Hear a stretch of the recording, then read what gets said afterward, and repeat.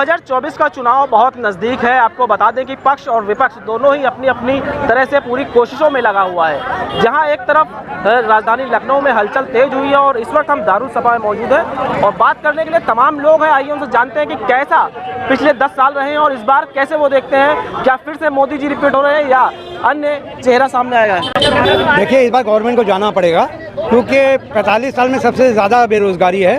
जो ग्रोथ है वो 4.3 है, जो 32 साल में सबसे कम है। और जो कोर सेक्टर है वो 15 महीने में सबसे निचले स्तर पर आ गई है, 3.6। तो जितना लेबर पार्टिसिपेशन रेट है वो 2017 के बाद गिरते गिरते गिरते 39% आ गया है। 7 साल में सबसे कम है।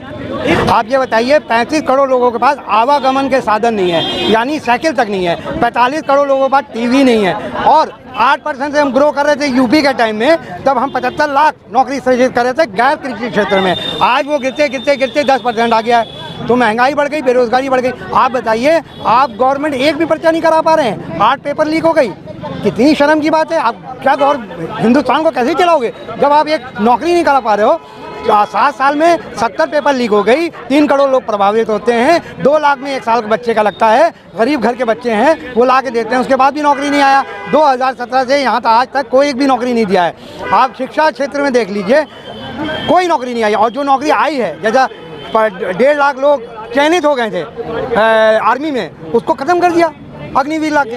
तो ये तो गलत है ना। हरियाणा में 5000 आर्मी की भर्ती होती थी, जो 900 हो गई है। उसमें से 700 अग्निवीर में वापस आ जाएंगे, यानी 250 लोगों को।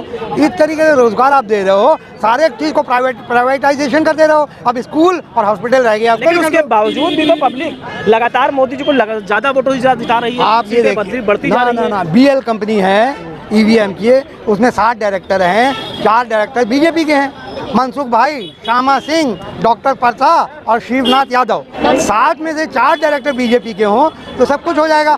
उसके अलावा एक सुप्रीम कोर्ट ने 2013 में कहा था कि आप जो है CM में वीवीपैट 100% लगाइए, मतलब 100% लगाइए। आप ये कहना चाह रहे हैं EVM से कुछ ना कुछ घोटाला चल रहा है? नहीं, हम बोल रहे कुछ नहीं हुए, आप दूध के दूल्हे हो। और जब सुप्रीम कोर्ट ने कहा था कि EVM में 100% आप लगा लीजिए पर्ची, तो आपने क्यों नहीं लगाया?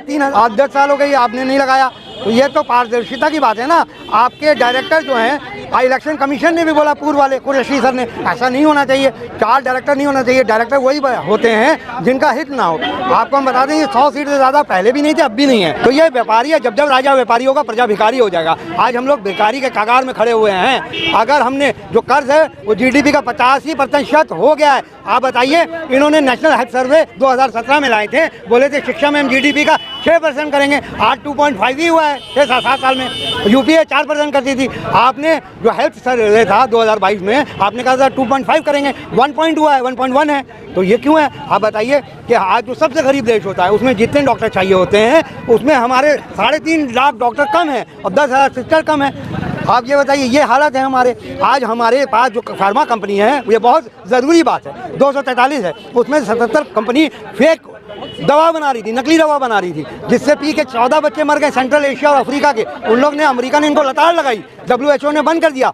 तब जाके इन्होंने सैंपल चेक कराया, 400 सैंपल फेल हुए, 77 कंपनी को इन्होंने बैन किया। तो वो दवा जो हम लोग पी के मर रहे थे नकली, हम लोग तो बता नहीं पाए। वो तो अमेरिका था, इसलिए अफ्रीका था तो बता दिया।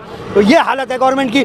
नकली दवा पी रहे हैं, नकली खाना खा रहे हैं, पेस्टिसाइड वाला खाद खा रहे हैं, किसान मरे जा रहे हैं, महंगाई बढ़ी जा रही है, फिर भी राम राम जपना पड़ा है माल अपना।